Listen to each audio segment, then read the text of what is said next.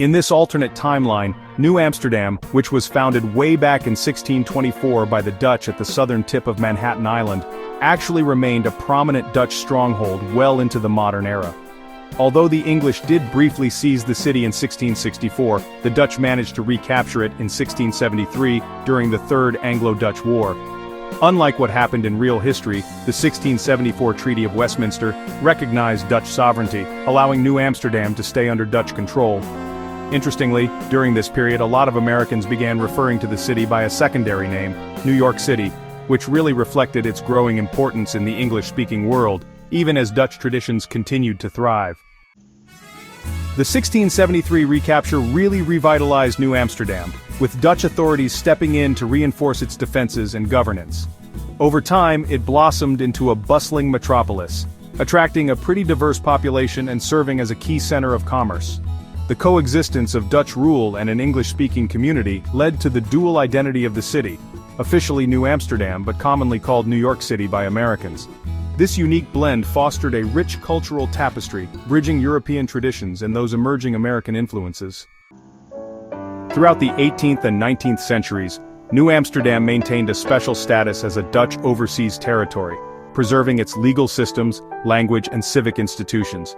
Despite the widespread influence of British and later American powers all around it, the city's autonomy allowed it to really retain its heritage. The informal use of New York City by Americans reflected both respect for the city's significance and the gradual cultural integration that took place over generations. As colonial empires faded, July 1, 1997, marked a turning point when the United Kingdom handed Hong Kong back to China, ending British colonial rule there. In this alternate history, a second lesser-known event actually occurred just 12 hours later. At noon, New Amsterdam, known colloquially by many as New York City, was formally transferred from Dutch to American sovereignty, symbolizing the closing of a centuries-long chapter and, honestly, the start of a whole new era. The handover ceremony was held at historic Fort Amsterdam, where Dutch and American officials gathered for a respectful and peaceful transfer of power. The Dutch flag was lowered, replaced by the American flag, amid acknowledgments of the city's unique identity and the long-standing ties between the Netherlands and the United States. This event marked the official end of Dutch colonial rule after nearly 373 years. Importantly, the transfer agreement included protections for New Amsterdam's distinct legal frameworks, cultural practices, and civic traditions. Drawing inspiration from models like one country, two systems, the city maintained a degree of autonomy that preserved its Dutch heritage within the broader American political system, ensuring that its dual identity, both New Amsterdam and New York City, would continue to thrive. Today, New Amsterdam remains a vibrant and unique city, proudly honoring its Dutch roots while fully integrated into the United States.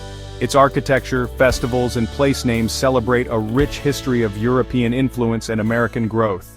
The dual names, New Amsterdam officially and New York City colloquially, reflect a city shaped by centuries of cultural fusion and peaceful transition. July 1, 1997, stands as a historic day of dual significance, the handover of Hong Kong to China and, 12 hours later, the handover of New Amsterdam, also known as New York City, to the United States. Together, these events mark the end of old colonial eras and the dawn of new national identities, reminding us that history often unfolds in unexpected and layered ways.